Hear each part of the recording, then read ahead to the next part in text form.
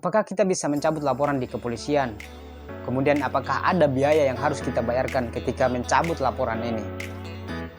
Karena mungkin teman-teman semua akan bertanya-tanya, di mana petugas aparat kepolisian ini sudah capek-capek mencari barang bukti dan lain-lain sebagainya. Kita harus membayar dari kegiatan-kegiatan yang mereka lakukan itu. Terima kasih. Assalamualaikum warahmatullahi wabarakatuh. Bertemu kembali bersama saya Nur Aswad dari anggota Klub Langmaut Indonesia. Pertama-tama saya ingin menyampaikan kepada teman-teman semua, dimanapun teman-teman semua berada, mudah-mudahan teman-teman semua sehat selalu, dilancarkan dalam urusannya, dilancarkan dalam usahanya, dan dijauhkan dari yang namanya COVID-19 ini teman-teman. Lagi-lagi saya sampaikan kepada teman-teman semua, jangan pernah ada kata bosan untuk belajar. Karena tanpa belajar, pemahaman kita tidak akan pernah bisa bertambah teman-teman. Oke, baiklah, dimana pada hari ini saya ingin sedikit menjelaskan kepada teman-teman semua tentang pelaporan di kantor polisi. Apakah laporan kita di kepolisian itu bisa dicabut? Kemudian, apakah ada biaya untuk mencabut laporan ini? Oke, saya akan jelaskan kepada teman-teman semua.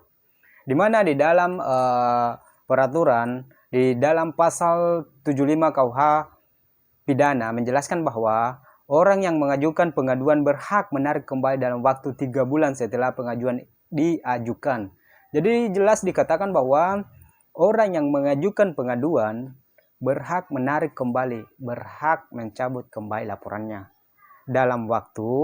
Jadi teman-teman juga harus ketahui bahwa ada waktu yang sudah ditentukan, yaitu 3 bulan setelah mengajukan laporan itu teman-teman. Sebagai contoh, teman-teman semua melaporkan pada hari ini. Jadi pada saat itu mulai terhitung 3 bulan ke depan itu, lebih dari itu tidak bisa lagi dicabut teman-teman. Masuk ke bulan 4 itu tidak bisa lagi dicabut. Jadi pada saat masih di dalam hitungan 3 bulan, belum lewat dari 3 bulan itu, laporan itu masih bisa dicabut teman-teman. Itu sudah jelas diatur di dalam pasal 75 KUH pidana. Kemudian kita bahas masalah biaya. Mungkin teman-teman semua juga akan bertanya-tanya, apakah ada biaya yang harus kita bayarkan ketika mencabut laporan ini? Karena di mana aparat kepolisian sudah melakukan pemeriksaan apa segala macam, mungkin akan ada biaya yang harus kita bayar. Mungkin pertanyaan teman-teman akan seperti itu. Seperti itu teman-teman. Bicara masalah biaya pada saat mencabut laporan itu teman-teman, tidak ada biaya yang harus kita bayarkan. Itu di dalam aturan tidak ada yang mengatur bahwa ketika kita mencabut laporan ada biaya yang harus kita keluarkan. Tidak ada yang mengatur seperti itu teman-teman. Tetapi teman-teman harus ketahui bahwa laporan itu tidak semua bisa dicabut teman-teman. Laporan yang bisa dicabut itu adalah delik aduan. Di luar dari delik aduan, itu laporan tidak bisa dicabut teman-teman. Kemarin sudah saya jelaskan apa itu delik aduan, apa itu delik biasa. Delik aduan ada di mana delik ini bisa diproses oleh aparat kepolisian. Tindak pidana ini bisa diproses oleh aparat kepolisian ketika ada yang merasa dirugikan. Jadi ketika tidak ada yang merasa dirugikan, tidak ada yang melaporkan, tindak pidana ini tidak bisa diproses teman-teman. Saya kasih contoh kepada teman-teman semua, seperti contoh pasal 310 pencemaran nama baik, pasal 367 ayat 2 pencurian uang orang tua bagi keluarga sendiri, dan memfitnah. Itu semua termasuk delik aduan teman-teman. Dimana delik-delik ini bisa kita cabut, yang penting jangka waktunya itu terhitung 3 bulan. Lebih dari 3 bulan itu tidak bisa lagi dicabut teman-teman. Kemudian saya jelaskan kembali kepada teman-teman semua tentang delik biasa. Delik biasa itu sebenarnya tidak bisa dicabut teman-teman. Mungkin teman-teman semua pernah melihat di lapangan bahwa kadang terjadi di lapangan delik biasa, sebagai contoh apakah itu pembunuhan, apakah itu kecelakaan lalu lintas, ketika kedua belah pihak pelaku dan korban damai di luar persidangan, di luar pengadilan, itu tidak diproses. Mungkin teman-teman semua melihat seperti itu, tapi tidak ada di dalam peraturan seperti itu. Tapi itu adalah mungkin kebijakan yang diberikan aparat. Karena apa? Ketika suatu tindak pidana bisa kita selesaikan secara kekeluargaan, untuk apa kita menuntut lagi ke pengadilan, ke aparat kepolisian? Karena yang kita cari adalah keadilan.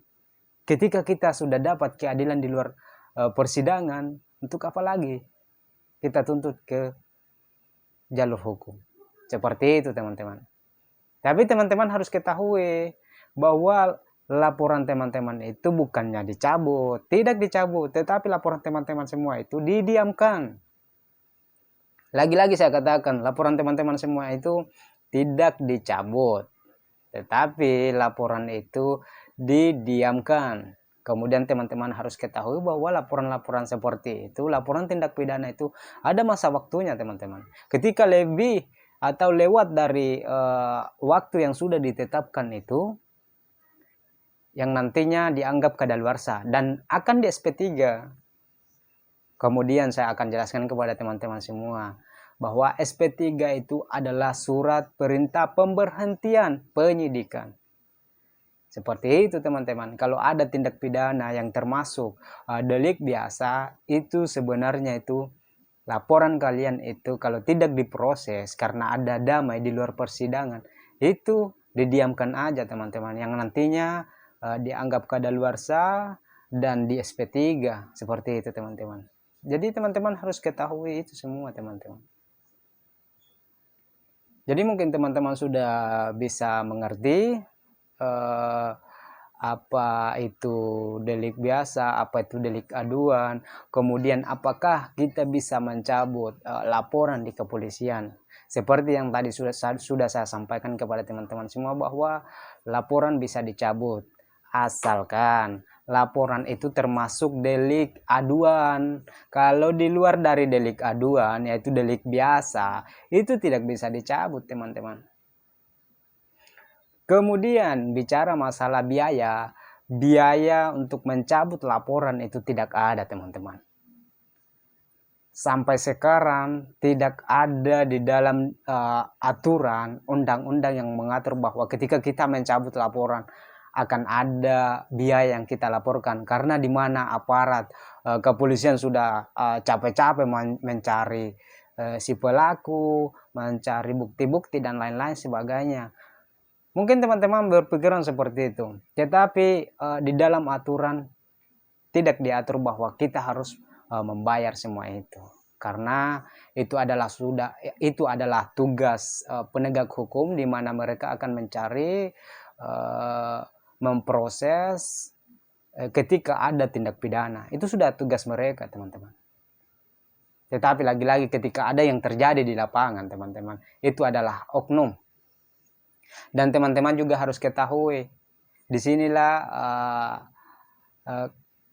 manfaat ketika kita belajar hukum. Karena ketika kita mempunyai dasar, ketika terjadi seperti itu di lapangan, kita bisa saja menanyakan apa dasarnya, apa dasar hukumnya, sehingga kita membayar ketika mencabut laporan ini. Yang penting, lagi-lagi saya katakan, yang penting itu termasuk delik aduan. Kalau delik biasa itu kebijakan dari kepolisian. Kalau dia mau memproses tindak pidana ini, bisa-bisa saja walaupun kalian berdamai di luar persidangan, aparat kepolisian masih bisa memproses tindak pidana ini teman-teman. Jadi lagi-lagi saya katakan, teman-teman semua harus mengetahui aturan-aturan yang ada di negara kita ini, karena itu akan bermanfaat buat kita semua. Dan nantinya semua kegiatan kita, keseharian kita ini akan dihadapkan dengan aturan-aturan yang dibuat oleh pemerintah kita teman-teman. Jadi mungkin itu sudah bisa terjawab bahwa masalah pencabutan laporan kita bisa cabut, tetapi itu harus tindak pidana termasuk delik aduan. Delik biasa tidak bisa. Kemudian bicara masalah biaya, lagi-lagi saya katakan tidak ada biaya untuk mencabut laporan. Yang penting itu termasuk delik aduan. Delik biasa tidak bisa dicabut. Mungkin itu yang bisa saya sampaikan kepada teman-teman semua. Mudah-mudahan apa yang saya sampaikan kepada teman-teman semua bisa bermanfaat buat teman-teman semua. Lagi-lagi saya sampaikan kepada teman-teman semua, hukum adalah jalan terakhir, teman-teman. Ketika kita tidak bisa mendapatkan keadilan di luar persidangan, tetapi ketika kita bisa dapatkan keadilan di luar persidangan, untuk apa lagi kita melakukan proses hukum? Karena keadilan sudah kita dapatkan di luar persidangan. Wabillahi taufiq wal hidayah. Assalamualaikum warahmatullahi wabarakatuh.